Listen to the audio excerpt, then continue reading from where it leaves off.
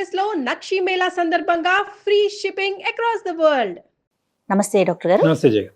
కళ్యాణ్ గారు, ఒక మెయిల్ అండి. ఏంటంటే ఇద్దరు అన్నదమ్ములు, ఇద్దరికి పెళ్లిళ్ళు అయ్యాక సమస్యలు మొదలైనవి. అది తీవ్ర స్థాయికి వెళ్ళిపోయి విడిపోయే పరిస్థితి దాకా వెళ్ళిపోయారు. సాధారణంగా ఇద్దరు అన్నదమ్ములు వరకు ఓకే, పెళ్లిళ్ళు అయ్యాక కొంత మార్పు అనేది సహజం. దాన్ని మనం రిసీవ్ చేసుకునే దాన్ని బట్టి, అర్థం చేసుకునే దాన్ని బట్టి ఉంటుందేమో. అది సమస్య. ఇప్పుడు మనకి తమ్ముడి భార్య మనకు మెయిల్ చేసింది. తన పేరు సుజాత. తమ్ముడి భార్య తను ఫేస్ చేస్తున్న ప్రాబ్లమ్స్, ఇష్యూస్ అవన్నీ కూడా మీతో మాట్లాడాలి అనేసి కాల్ చేస్తారండి. సుజాత అమ్మాయి పేరు. చాలా కామన్ అమ్మాయి. అవునండి, కామన్ గానీ అక్కడ నిలబడినటువంటి వాళ్ళకి, వేరే ఇంటి నుంచి వచ్చి ఇదే నా ఇల్లు అనుకుని వచ్చేటటువంటి వాళ్ళకి ఇది. ఇప్పుడు బ్రదర్స్ ఇద్దరు అక్కడే ఉంటారు కాబట్టి సమస్య ఉండదు. బయట నుంచి వచ్చే ఆడపిల్లలు ఉంటారు కదండి, ఆటోమేటిక్ గా ఇష్యూ మొదలవుతుంది. హలో సుజాత గారండి? నమస్తే అండి, నేను జయాని అందమైన జీవితం ప్రోగ్రామ్ నుంచి కాల్ చేస్తున్నాను. నమస్తే అండి. నాతో పాటు డాక్టర్ కళ్యాణ్ చక్రవర్తి గారు కూడా ఉన్నారు. నమస్తే అమ్మా. నమస్తే. సుజాత కదమ్మా? అవునండి. Very nice, very nice. చెప్పినా ఏంటి సమస్య? ఏ ఊరి మీది? నీ వయసు ఎంత? పెళ్ళి ఎంత కాలం? మాది మాచర్ల డాక్టర్ గారు. మ్యారేజ్ అయ్యి 8 ఏళ్ళు అయ్యిందండి. 8 ఏళ్ళు అయింది. ఏం చెప్పమంటారు డాక్టర్ గారు? నిజంగా నేను ఒక భార్య స్థానంలో ఉన్నాను, కానీ ఒక పని మనిషి లాగా, ఒక మెషిన్ లాగా పడున్నానండి. 8 ఏళ్ల నుంచి పిల్లలు లేరండి. కనీసం నన్ను ప్రేమగా అర్థం చేసుకునే భర్త కాదు కదా. అసలు నేను ఎందుకున్నానో, అసలు ఎందుకు బ్రతకాలో, ఎవరి కోసం బ్రతకాలో. ఒక ఆడపిల్లకి అమ్మ నాన్న తర్వాత, పెళ్లి అయిన తర్వాత అన్ని భర్తే కదా సార్, భర్తే కదా అంటారు. అలాంటిది భర్తే మనకి సర్వస్వం అనుకున్నప్పుడు అలాంటి భర్త మనల్ని అర్థం చేసుకోకుండా. అయితే విషయం ఏంటంటే డాక్టర్ గారు, ఆయనకి సమస్తం అన్ని వాళ్ళ అన్నయ్య వదిన మాట జవదాటదండి. అంతకు మించి ఇంక ఏమీ లేదు. నేనున్నానో లేదో, అసలు ఏంటి, నాకేం కావాలి, కొంచెం ప్రేమగా మాట్లాడే ఇది కూడా లేదండి నాతో. వాళ్ళకి పిల్లలు ఉన్నారా? 2 పిల్లలు ఉన్నారు వాళ్ళకి. మీరేం చేస్తూ ఉంటారమ్మా? మీరు గాని మీ వారు గాని మీరేం చేస్తూ ఉంటారు? నేను హౌస్ వైఫేనండి. ఆయన అయితే బిజినెస్ ఒకటి షాప్ లో మినరల్ వాటర్ ప్లాంట్ పెట్టుకున్నారు. అయితే ఇల్లు ఉండేది కూడా ఇప్పుడు ప్రెసెంట్ వాళ్ళది ఉండేది ఓన్ హౌసేనండి.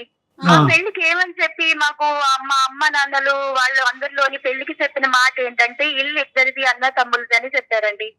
అప్పట్లో అది ఒక 25 లక్షలు వాల్యూ చేసేది. ఇప్పుడు అది ఇన్నేళ్లుగా చేసే దగ్గర మాకు ఒక 50 లక్షల వరకు అన్న వస్తుంది. అట్లీస్ట్ వాళ్ళు ఎంత చెప్పిన మాటకి కూడా విలువ ఇవ్వకుండా, అయ్యో పెద్దల సమక్షంలో చెప్పాము, వీళ్ళకి ఇంత వర్త్ వస్తుంది, వీళ్ళకి ఇంత ఇవ్వాలి వాట, మరి ఇవ్వకపోతే వాళ్ళ లైఫ్ ఏమవుతుంది, వాళ్ళకి కూడా ఉంది కదా ఫ్యామిలీ అన్న ఒక పాయింట్ ఆఫ్ వ్యూ లో కూడా వాళ్ళకి ఇంత పీనాస్ అంటే అంత పీనాసిగా బిహేవ్ చేస్తున్నారండి. ఆ ఇంట్లో వాళ్ళు ఉంటున్నారమ్మా? వాళ్ళ ఇంట్లోనే వాళ్ళు ఉంటున్నారండి. మేమైతే ఇంకా బయటికి రెంట్కి వచ్చేసాం వేరే చోటికి. ఎందుకు వచ్చారమ్మా? అసలు బయటికి రావాల్సిన పరిస్థితి ఏమైందమ్మా? ఎందుకు వచ్చారు? ఏమైనా గొడవ పడి వచ్చారా, లేదంటే విడిగా ఉంటే బాగుంటుంది? అంటే గొడవ కాదు డాక్టర్ గారు. మా తోటికోడలు ఉన్నారు కదా, తోటికోడలు అంటే మనకి అసలు శత్రువు అని కూడా మనం చెప్పలేవండి. పైకి అయితే అసలు మాటల్లో కనిపించరు, కానీ వాళ్ళు చేసే ప్రతి పనిలో కూడా వాళ్ళ మోసం నాకు వాళ్ళ కళ్ళల్లో కనిపిస్తుంది. చూడు నేను ఎలా చేస్తున్నాను, నిన్ను ఎన్ని విధాలుగా అవమానిస్తున్నాను, నీ మొగుడిని నేను ఎలా చెప్పు చేతుల్లో పెట్టుకుంటున్నాను, ఒక పనోడు లాగా ట్రీట్ చేస్తారండి మా ఆయన్ని. మా ఆయనకి అసలు అర్థమే కావడం లేదు. చూడు ఈ మాటలన్నీ వాళ్ళు అంటారమ్మా? నీతో అన్నారా? అన్నారండి, అన్నారు. కానీ నాకు వాళ్ళు చేసే ప్రతి పనిలో, ప్రతి చూపులో నాకు అది గుచ్చుకుంటాయి, తగులుతాయి. బావగారు కూడా అలానే ఉంటారా? బావగారు అలాగే ఉంటారండి. మా తోటి కూడా ఆమె కళ్ళల్లో అయితే పర్టికులర్ గా తెలుస్తుంది. ఆయన ఎలాగంటే ఇప్పుడు ఏదన్నా ఒక ఫంక్షన్ కి అటెండ్ అయితే అన్న తమ్ముళ్ళు ఇద్దరిని ఎలాగ ట్రీట్ చేస్తారండి, అలా ఉండదు. అతను వస్తే ఏదో ఒక పెద్ద సెలబ్రిటీ లాగా రండి కూర్చోండి అని సైడ్ వేసి ఇలా రకరకాలుగా ఆయన్ని ఒక జమీందార్ లాగా, ఒక ఏదో పెదరాయుడు టైప్ లో ఆయన్ని ట్రీట్ చేస్తారు. మా ఆయన పక్కన ఒక పనోడు లాగా ఏమైనా ఫంక్షన్కి వెళ్తే అక్కడ సిలిండర్లు మోస్తూ లేదంటే వాళ్ళకి ఇది చేస్తూ ఒరే అది చేయరా ఇది చేయరా అని మా ఆయన ఒక పనోడు లాగా వాడుకుంటారండి. విలువ లేకుండా అయిపోయింది.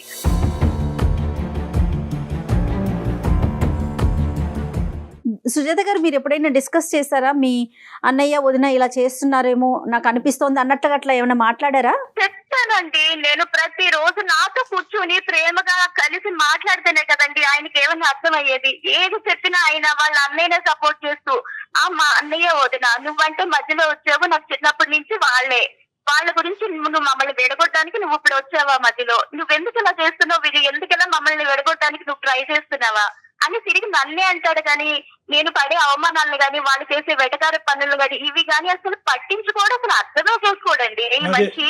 నాకు ప్రేమ కావాలి, నాకు ఒక అటెన్షన్ కావాలి అని నువ్వు అంటూ ఉంటే దాన్ని పెడర్థంగా తీసుకుని మా అన్నదమ్ముల మధ్యన నువ్వు చిచ్చు పెడతావు అనే విధంగా అతను మాట్లాడుతున్నాడండి. అతను అటువైపు ఎక్కువ టైం స్పెండ్ చేస్తున్నాడు. అతనికంటూ సెల్ఫ్ రెస్పెక్ట్ వాళ్ళు ఇవ్వకపోయినా కూడా అదే లోకంలాగా అతను బతుకుతున్నాడు. కానీ నీ వరకు నిన్ను ఎలా చూసుకుంటున్నాడమ్మా? అంటే మీ ఇంటికి కావాల్సినటువంటి వసతులు సదుపాయాలు, లేదంటే నీ అవసరాలు, మీ ఇద్దరి మధ్యన ఉండే భార్యాభర్తల సంబంధం, ఇవన్నీ ఎలా ఉన్నాయమ్మా? అది అంతా నార్మలేనండి. కానీ లైఫ్ పార్ట్నరే పడే బాధలను అర్థం చేసుకోకుండా నేను ఎన్ని ప్రాబ్లమ్స్ ఫేస్ చేస్తున్నాను అడుగడుగునా సరే ఇవేమీ పట్టించుకోకుండా గుట్టిగా వాళ్ళ అన్న వదిన నామజపం చేస్తూ నువ్వే తప్పుగా అర్థం చేసుకుంటా. మీ పేరెంట్స్ ఏమైనా మాట్లాడారా సుజాత? వాళ్ళ దగ్గర ఈ డిస్కషన్ ఏమైనా వచ్చింది, ఇట్లా జరుగుతోంది ఒకసారి మాట్లాడదాం అట్లా పెద్దల సమక్షంలోకి ఏమైనా వెళ్ళారా?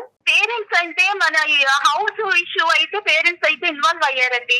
ఏంటి అసలు ముందు పెళ్లికి చెప్పిన మాట ఏంటి, ఇప్పుడు మీకు సంబంధం లేదు అని అనడం అది ఎంత వరకు కరెక్ట్? మేము వెళ్ళి అడుగుతామంటే మా ఆయన దానికి ఈ పెద్ద మనిషి ఏమన్నాడంటే, వద్దండి మావయ్య గారు అత్తయ్య గారు మీరు అసలు అడగడానికి వీల్లేదు, మా అన్నయ్య నాకు ఏమన్నా ఇస్తే ఆయన దయ కలిసి ఇస్తే ఆయన సంతోషంగా ఇస్తేనే నేను తీసుకుంటా, లేదంటే నాకు ఒక్క రూపాయి కూడా వద్దు. అంత దయాదు హృదయం గల నా భర్త అండి. ఈ మనిషిని మరి ఏం అనాలో నాకు కూడా అసలు ఏం అర్థం కావట్లేదండి. విసిగి విరక్తి చెందున్నారు. అసలు సంబంధం ఎలా ఉందమ్మా మీ తోటికోడలతో గానీ మీ బావగారితో గానీ? మీ అందరి మధ్య రిలేషన్షిప్ మాటలు ఎలా ఉన్నాయి? వాళ్ళు మీ ఇంటికి వస్తూ ఉంటారా? ఇంటికి వచ్చినప్పుడు నువ్వు ఎలా రియాక్ట్ అవుతూ ఉంటావు? ఎన్ని సందర్భాల్లో మీరు అక్కడికి వెళ్తూ ఉంటారు? అక్కడ ఉన్నప్పుడు మీకు ఎలాంటి ట్రీట్మెంట్ వస్తూ ఉంటుంది? ఇన్నేళ్లలో డాక్టర్ గారు వాళ్ళు మా ఇంటికి ఎన్నిసార్లు వచ్చినా ఉత్తి చేతులతో వస్తారండి. అంటే ఏదో మాకు మోసుకొచ్చేయాలి తెచ్చేయాలి అని కూడా నేను ఆశపడట్లేదు. మా ఆయన వెళ్ళిన మేము ఎన్ని చిన్న ఫంక్షన్లు కానీ ఒక్క చిన్నవి ఏ అకేషన్ జరిగినా మా ఆయన అయితే మొత్తం అన్ని ఫ్రూట్స్ స్వీట్స్ డ్రింక్స్ ఒక్కటి కాదండి సమస్తం మోసుకెళ్తారండి. అలాంటిది ఇప్పుడు వాళ్ళు వచ్చినప్పుడు అట్లీస్ట్ అయ్యో ఒక ఇంటికి వెళ్తున్నామో ఒక పండు ఒక ఫలమో లేదంటే ఒక స్వీట్ హాట్ ఏది తీసుకెళ్ళామో ఒక్క చిన్న ఆ మాత్రం కూడా ఇంగితం తెలియదండి వాళ్ళకి. అంతవరకు నాకు అర్థమైందమ్మా. మీ ఆయన వాళ్ళు తీసుకురాకపోతే బాధపడ్డు, ఇతను తీసుకెళ్ళటానికి కష్టపడ్డు, అదైతే నాకు అర్థమైంది. అది ఇష్యూ కాదు. నీ రిలేషన్షిప్ ఎలా ఉంది వాళ్ళతో అని అడుగుతున్నాను. మాటలు ఉన్నాయా లేదా? మాటలన్నీ ఉన్నాయండి, మాటలు మామూలే. కాకపోతే బయట మా ఇద్దరికి మాకు మాత్రమే తెలుస్తుంది. మా ఆయనతో అంతా బానే ఉంటుంది. ఏమన్నా చిన్న పని ఉంటే చాలు ఫోన్ చేస్తారా, హలో అంటే పిలిపించుకుంటాడు, అన్ని పనులు చేయించుకుంటాడండి ఆ పెద్ద మనిషి. ఈయనకు పని ఉంది అన్నయ్య నాకు ఇది ఇందులో ఉన్నాను నేను ఇప్పుడు రాలేనని ఒక్క మాట నోట్లోంచి రాదండి. ఇక్కడ ఈయనకి ఎంత అర్జెంట్ పని ఉన్నా అసలు వెళ్లే పరిస్థితి ఒంట్లో బాగాలేకపోయినా సరే లేకెళ్ళిపోయి అన్ని రకాలుగా చేసి వస్తాడు ఈ మనిషి. మీ హస్బెండ్ తో ఏమైనా మాట్లాడొచ్చా మనం ఒకసారి? అసలు ఆయన వర్షన్ ఎలా ఉంది ఏంటి అనేది? తప్పకుండా అండి. ఓకే, మీరు ఒకసారి విషయం చెప్పి మరి ఎట్లా కాన్ఫరెన్స్ లోకి ఏమైనా తీసుకుంటారండి? నేను చేస్తాను. రైట్ మేము లైన్ లో ఉంటాం. The person you are speaking with has put your call on hold. Please stay on the line. Hello అమ్మా సుజాత చెప్పండి. నరసింహ గారండి మా ఆయన పేరు. ఆయన లైన్ లో ఉన్నారండి. ఓకే నమస్తే అండి నరసింహ గారు. నమస్తే అండి. ఎవరండి? నేను సుమన్ టీవీ అందమైన జీవితం ప్రోగ్రామ్ నుంచి కాల్ చేస్తున్నానండి. ఓకే. మీ వైఫ్ నరసింహ గారు, ఒక చిన్న అంశం. మీ వైఫ్ ఏంటంటే మాకు ఆవిడ అంటే బహుశా ఎవరితో చెప్పుకోవాలో ఏ విధంగా ఈ ప్రాబ్లంకి ఒక సొల్యూషన్ లభిస్తుందో తెలియక, మీరు చాలా మంచి వ్యక్తి, చాలా మనసున్న వ్యక్తి, మీ ఇద్దరి యొక్క బాండింగ్ అనేటటువంటిది చాలా గాఢమైనటువంటి బంధంగా ఇంతకాలం నడిచింది. ఎటొచ్చి ఏంటంటే మీ బ్రదర్తో మీకుండేటటువంటి ఒక రిలేషన్షిప్, దాని గురించి కూడా ఆవిడ ఏం కంప్లైంట్ చేయట్లేదు. మీ బ్రదర్తో మీరు ఎలా ఉన్నారో అలా అని. కానీ ఎటొచ్చి ఏంటంటే ఈ మొత్తం దాంట్లో మిమ్మల్ని వాళ్ళు ట్రీట్ చేసేటటువంటి విధానం గురించి ఇబ్బందికరంగా ఉంది అనేది ఒకటి చెప్పడం జరిగింది. రెండోది ఏంటంటే తనకి ఇవ్వాల్సినటువంటి ఒక అంటే సమయం కానీ లేదంటే ఆ ఆలోచన కానీ ఇటువైపు ఉండేటటువంటి మీ ఫోకస్ అండ్ కాన్సన్ట్రేషన్ కూడా అంత లేదు అన్నట్టుగా ఆవిడ చెప్పిందండి.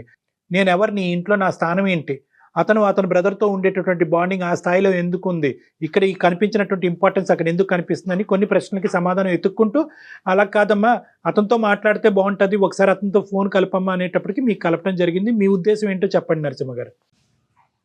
ఎక్కడున్నారు మీరు? నేను బయట ఉన్నాను. బయట అంటే? బయటకు వెళ్తున్నాను. అన్నయ్య ఒక చిన్న పని చెప్పాడైతే దానికోసం. అన్నయ్య సార్, డాక్టర్ గారు విన్నారండి? అన్నయ్య అమ్మయ్య ప్రతిదీ అలా భూతద్దంలో చూడకండి, వక్రీకరించి చూడకూడదు, భూతద్దంలో చూడకూడదు. ఒకసారి అతని వర్జన్ ఇక్కడ పర్పస్ అతను ఏ పని మీద వెళ్ళాడు అన్నది కాదు, అతను ఏంటి అతని ఉద్దేశం కనుక్కుందాం, దాన్ని బట్టి మనం సొల్యూషన్ ఐడెంటిఫై చేద్దాం. కొద్దిగా ఓపిక పట్టండి. అన్నయ్య చిన్న పని చెప్పాడు కాబట్టి వెళ్ళినా. ఇప్పుడు దానికి ప్రాబ్లం ఏంటి?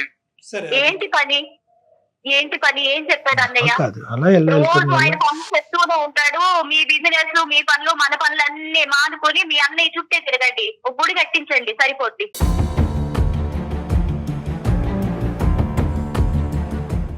ఒక అసలు భర్తగా అసలు ఏం చేస్తున్నారో నాకు ఇంట్లో అనేది నాకు ఏం అర్థం కావట్లేదు. ఇన్నేళ్లు వేసి వేసి వేసి వేసి ఇక నాకు అయిపోయింది నీతో, ఇంకా నా వల్ల కాదు.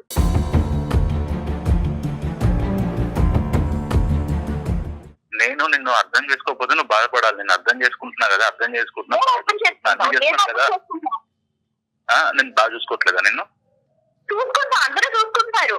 కానీ ఏ రోజన్నా ప్రేమగా మాట్లాడి ఇది నేను పడే బాధ, నేను పడే అవమానాల గురించి చెప్తుంటే ఎప్పుడు కూడా లేదు మా ఇద్దరి మధ్య గొడవ పెడుతున్నావు, నువ్వు ఈ విధంగా ఎందుకు ఆలోచిస్తుంది అన్ని తిరిగి అన్నమే. కానీ నిజమా కాదా అన్న యాంగిల్లో అసలు నా వైపు నా కోణంలో ఒక్క రోజున ఆలోచించావా నువ్వు చెప్పు.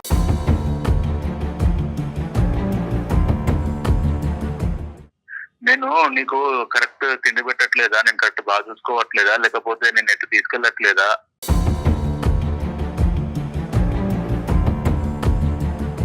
నీ మీద నమ్మకం పెట్టుకుని పెళ్లి తర్వాత భర్త అన్ని సర్వస్వాన్ని మేము మీ దగ్గరికి వచ్చినప్పుడు ఎంత ప్రేమగా చూసుకోవాలి భార్య అంటే.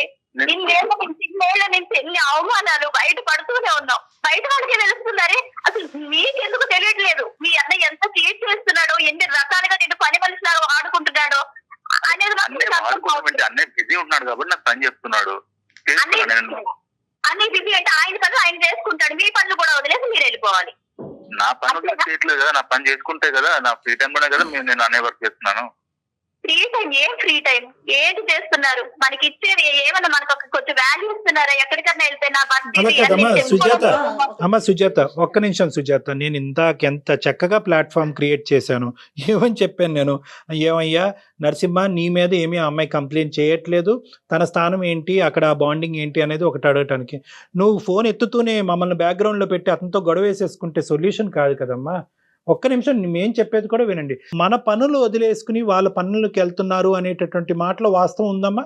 ఇందాక అదే అతను కూడా అడిగాడు, మీ పనులు వదిలేస్తున్నాడు అతను, తనతో స్పెండ్ చేయట్లేదు అనేది, ఆ ఖాళీ టైం నాతో ఉండొచ్చు కదా అనేది తన ఒపీనియన్. ఇక్కడ ఏంటంటేనమ్మా ఇంట్లో గొడవ పడేటటువంటి విధంగా ఈ ప్లాట్ఫామ్ మీద మాట్లాడితే మనం ఒక సొల్యూషన్కి రాలే. సో ఇక్కడ నౌ కమింగ్ టు నరసింహ ఇక్కడ ఏంటంటే ఆ అమ్మాయి ఇమోషనల్ ప్లాట్ఫామ్ మీద మాట్లాడుతుంది, నాకు ప్రేమ కావాలి, ఆప్యాయత కావాలి, బంధం కావాలి, ఈ బంధానికి ఒక అర్థం కావాలి అనేటటువంటిది ఆ అమ్మాయి అడిగేటటువంటి ప్రశ్న. మీ బ్రదర్తో మీకు ఉండేటటువంటి రిలేషన్స్ని మిమ్మల్ని తగ్గొట్టుకోమనట్లేదు, దాన్ని మేము ఖండించట్లేదు. అన్నదమ్ములుగా మీరు ఇలాగే ఉండాలి, మీ అన్నకి ఇచ్చే గౌరవం మీరు ఎలాగే ఇవ్వాలి, మీ వదిన గారిని తల్లిగా భావిస్తూ ఆవిడకి ఇచ్చేటటువంటి గౌరవం కూడా ఇవ్వాలి. కానీ వాళ్ళకి ఎంత గౌరవం ఇస్తున్నారో మిమ్మల్ని నమ్ముకుని ఇచ్చేటటువంటి మీ భార్యకి మీరు ఇచ్చేటటువంటి గౌరవం అనేటటువంటిది అంతే ఇంపార్టెంట్. అదేవిధంగా వాళ్ళు కూడా ఈ అమ్మాయిని లెక్కలోకి తీసుకోవాలి. మీ ఇద్దరి మధ్యన ఈ సమస్య అనేది ఈ రోజు వరకు మాకు తీసుకొచ్చేంత వరకు లేదంటే ముందు నుంచి మీరు ఇది గమనిస్తూనే ఉన్నారా? మీ అభిప్రాయం చెప్పండి సార్ నరసింహ గారు.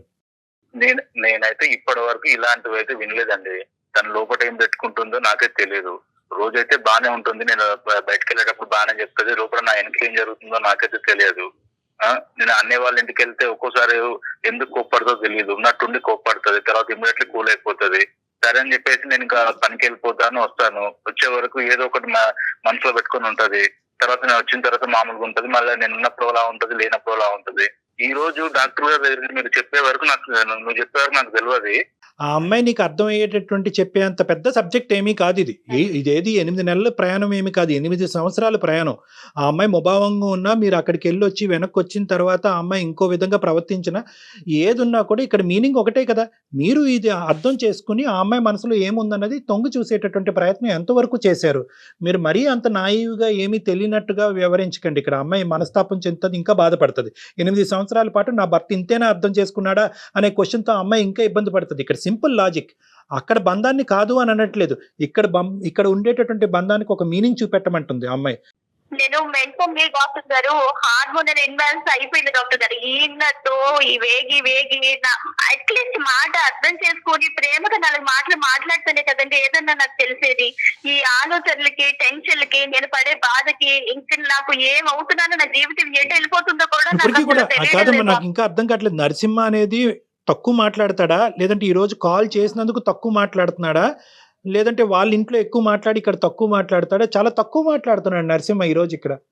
నా దగ్గర చాలా లిమిటెడ్ అండి. ఇప్పుడు మీరు ఎలా చెప్తున్నారో సేమ్ అంతే. తిన్నావా అంటే తిన్నావు, ఇంట్లో అన్ని తెచ్చానా పెట్టానా వెళ్ళానా నా పని నేను చూసుకున్నాను. వాళ్ళ అన్న ఇంటికి వెళ్తే ఇంకా అన్న నామ చెప్పదు తప్ప ఇంకా వేరే లేదండి. నరసింహ చెప్పండి, ఏం చేద్దాం? ఇప్పటికైనా అమ్మాయి మనసు అర్థమైందా? 8 సంవత్సరాల తర్వాత ఆ అమ్మాయి ఏం కావాలని అనుకుంటుంది అన్నది ఇప్పటికైనా అర్థమైందా మీకు? నేను చెప్పాను, విడమర్చి చెప్పాను ఏం కోరుకుంటుంది అన్నది. ఏం చేద్దాం? ఇప్పుడు తన ఉద్దేశం ఏంటండి? ఇప్పుడు నేను వదిలేసి మా అన్నయ్య గారిని మా కుటుంబాలను అన్న వదిలేసి తనతో పాటు ఉండాలని చెప్పేసి తను అన్నట్టు మాట్లాడుతుంది. ఇప్పుడు తన కోసం నా కుటుంబాలని మొత్తాన్ని వదిలేయమంటారా? నా కుటుంబాలని అన్నయ్య వాళ్ళని వదిలేసి ఇప్పుడు ఈ అమ్మాయి మాట్లాడుతుంటే ఇంతకాలం బట్టి ఏంటి ఎప్పుడన్నా అందా? ఈ 8 సంవత్సరాల్లో అమ్మాయి ఎప్పుడన్నా ఏమయ్యా నేను కావాలో మీ అన్నయ్య కావాలో తేల్చుకొని ఎప్పుడన్నా అందా? ఎప్పుడు ఈ విధంగా అయితే ఎప్పుడైతే అనలేదండి. ఇప్పుడు కూడా తను అది అనట్లేదు కదండి. ఇప్పుడు అది కావట్లేదు. ఇందులో ఒక బ్యాలెన్స్ కోరుకుంటుంది. ఏ విధంగా బ్యాలెన్స్ చేద్దాం అనుకుంటున్నావు అనేది నీ వర్జన్ లో నువ్వు చెప్పు. నువ్వు ఎందుకు కంక్లూజన్స్ కి ఎందుకు వస్తున్నావు? వాళ్ళని వదిలేమంటావు అంటే వదిలేమంటావు అనేటటువంటి అమ్మాయి 8 సంవత్సరాల్లో ఎప్పుడో చెప్పుండేది, నేను పుట్టింటి పోతాను నువ్వు అతను వదలకపోతే అని ఎప్పుడో చెప్పుండేది. ఆ అమ్మాయికి వాళ్ళ దగ్గర నుంచి గౌరవం వస్తుందా? నెంబర్ 1. నెంబర్ 2, మీ అన్నయ్యని మేము వద్దు అనుకోనో వదులుకోమనో మేము చెప్పట్లేదు. మీ అన్నయ్యకి ఇచ్చేటటువంటి ఇంపార్టెన్స్ ని కొంతవరకు నీ భార్య వైపు కూడా చూపెట్టు అనేటటువంటిది 2వ పాయింట్ చెప్తున్నాము. 3వ పాయింట్ ఏంటంటే కనుక ఎంతో కొంత ఈ అమ్మాయికి ఒక రైట్ ఇవ్వండి, ఒక హక్కు ఇవ్వండి, ఒక భార్యగా ఒక స్థానాన్ని ఇవ్వండి. ఏమే మా అన్న ఇలా కోరుకుంటున్నాడు చేద్దామంటావా వద్దంటావా అనేటటువంటి అంశాన్ని ఎన్ని సందర్భాల్లో మీ ఆవిడ యొక్క పర్మిషన్ తీసుకుని మీరు చేశారు? ఇప్పుడు ఇవన్నీ చిల్లర ఇష్యూలాగా మీకు అనిపించవచ్చు. మా అన్నయ్యకి చేస్తున్నాను, మా అన్నయ్య ప్రతిదానికి భార్య పర్మిషన్ తీసుకొని అన్నయ్య దగ్గరికి మళ్ళీ ప్రతిదానికి అంటున్నాం.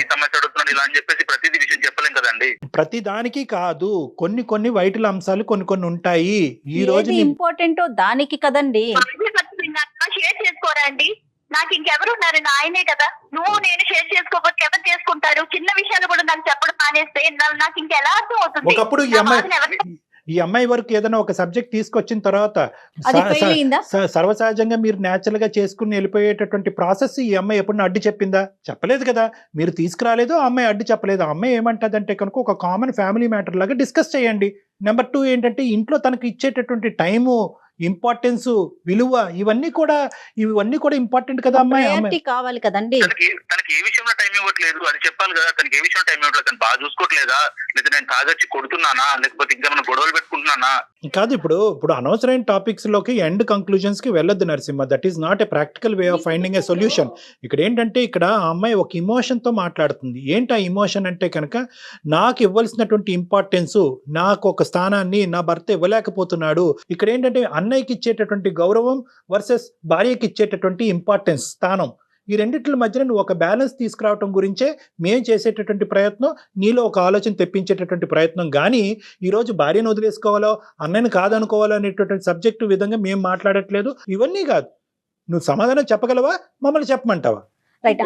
మీ అన్నయ్య వదిన ఎలా ఉంటున్నారు మీరు చూస్తున్నారు కదా, అట్లానే మీరు మీ భార్యతో ఉండగలుగుతున్నారా? అంత ప్రయారిటీ ఇస్తున్నారా? అతను ఇప్పటికీ అదొకసారి కూడా ఆలోచించుకోండి. ఇప్పటికీ కూడా నరసింహ గారు ఇప్పటికి కూడా అదే బబుల్లో ఉన్నారు. ఏంటంటే కనుక నీకు అన్ని నేను ఇస్తున్నాను కదా, అన్ని ఇవ్వటం తెస్తున్నాను అంటే కదా. ఏంటి కళ్యాణ్ అంటే గారు? అతను అదే ఇందాక ఓపెనింగ్ స్టేట్మెంట్ నేను చెప్పాను. ఆ అమ్మాయి ఇమోషనల్ గా అడిగేటటువంటి ప్రశ్నకి మీరు మెటీరియలిస్టిక్ గా సమాధానం చేస్తున్నారు. ఇదిగో డబ్బులతో కొని ఇచ్చేది ఇల్లు, డబ్బులతో కొని ఇచ్చేది తిండి, డబ్బులతో కొని ఇచ్చేటటువంటిది బట్ట అని అంటున్నారు. కానీ డబ్బులతో మనసును కొని ఇవ్వగలరా? నాకు తెలిసి మేమైతే సంతోషంగా ఉంటున్నాము డాక్టర్ గారు. మీరు సంతోషంగా ఉంటున్నారా? మీరిద్దరు సంతోషంగా ఉంటున్నారండి? సంతోషం అనేటటువంటిది డబుల్ పేర. చెప్పమ్మా, సారీ సుజాత చెప్పమ్మా. ఇంక ఈ మనిషి మాత్రం మారడండి. ఇంకా వాళ్ళు చేసే పనులకి, వాళ్ళు పెట్టే బాధలకి నాకు నిజంగా పేరు తెగిపోతున్నాయి డాక్టర్ గారు. నాకైతే ఈ మనిషి మీద ఇంకా నాకు నమ్మకం లేదు.